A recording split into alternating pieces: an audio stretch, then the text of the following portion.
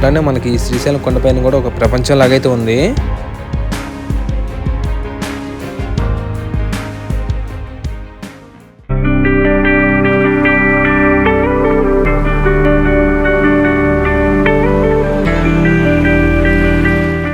Hey guys, welcome back to another video. అనుకోకుండా అప్పటికప్పుడు plan చేసుకుని నేను మన శ్రీశైలం వెళ్దామని గుంటూరు బస్ స్టాండింగ్ అయితే వచ్చాం. ఇక్కడ కనిపిస్తున్న టైమింగ్స్ చూస్తే మనకి ప్రతి పావు గంటకి అరగంటకి బస్సెస్ అయితే వస్తా ఉంటాయంట. మేము వెళ్ళేసరికి నైట్ 12:30 దాటింది. కరెక్ట్ గా 1 కి బస్ అయితే వచ్చింది. ఇంకా బస్ చార్జెస్ అయితే పర్ పర్సన్ కి 490 రూపీస్ అయితే చార్జ్ చేశారు. మనకి శ్రీశైలం వెళ్లే బస్సెస్ అన్ని సూపర్ లగ్జరీ బస్సెస్ అయితే ఉంటాయి. అట్లా సీట్స్ అయితే బాగా కంఫర్టబుల్ గా అయితే ఉన్నాయి. మనం నైట్ 1 కి బస్ ఎక్కితే మన శ్రీశైలం కొండ దగ్గరికి వెళ్ళేసరికి అరౌండ్ 5:30 అయితే అయింది మార్నింగ్. ఇంకోటి ఏంటంటే మన శ్రీశైలం కొండపైకి వెళ్ళాలంటే 6 తర్వాత అలౌ చేస్తారంట. మా బస్ అయితే అక్కడ హాఫ్ అన్ అవర్ అయితే వెయిట్ చేసాం. కరెక్ట్ గా 6 కి అయితే కొండపైకి అయితే అలౌ చేశారు.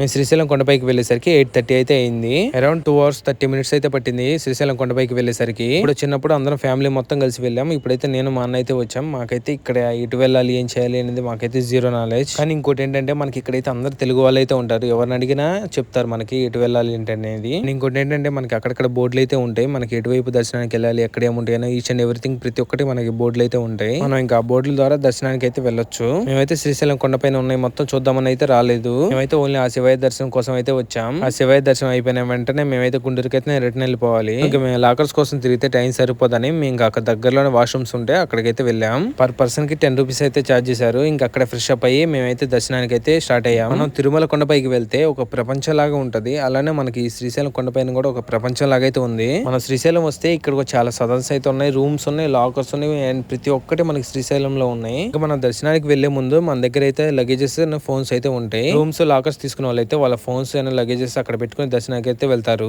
రూమ్ గానీ లాకర్ గానీ తీసుకోకపోతే మన ఫోన్స్ లగేజెస్ ఎక్కడ పెట్టాలంటే మన దర్శనానికి వెళ్లే లైన్ దగ్గరే ఆపోజిట్ లోనే మనకి క్లాక్ రూమ్ అయితే ఒకటి ఉంటుంది. ఒక ఫోన్ కి అయితే 10 రూపీస్ అయితే ఛార్జ్ చేస్తున్నారు. ఒక సింగిల్ బ్యాగ్ కూడా 10 రూపీస్ అయితే ఛార్జ్ చేస్తున్నారు. మన క్లాక్ రూమ్ పక్కనే చెప్పులు పెట్టుకోవడానికి ఇంకో ప్లేస్ అయితే ఉంది. అక్కడైతే ఎలాంటి ఛార్జెస్ అయితే లేవు. మన చెప్పు స్టాండ్ లో చెప్పులు పెట్టుకుని అయితే వెళ్ళిపోవటమే. ఇంకా మేము ఫోన్స్ బ్యాగ్స్ క్లాక్ రూమ్ లో పెట్టి దర్శనం లైన్ లోకి అయితే వెళ్ళిపోయాం.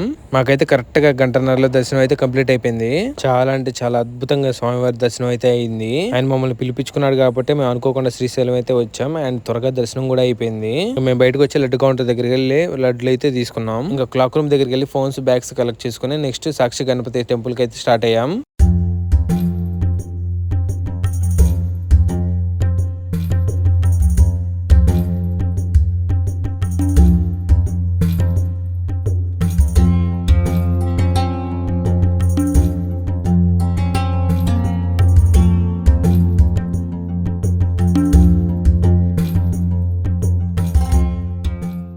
ఇంకా అక్కడ నుంచి సాక్షి గణపతి టెంపుల్ దగ్గరికి వెళ్ళడానికి పర్ పర్సన్ కి 50 రూపీస్ అయితే ఛార్జ్ చేస్తున్నారు ఆటో వాళ్ళు. ఈ శ్రీశైలం వస్తే కంపల్సరీగా ఆ సాక్షి గణపతి టెంపుల్ కి వెళ్ళి ఆయన దర్శనం కూడా చేసుకోవాలంట.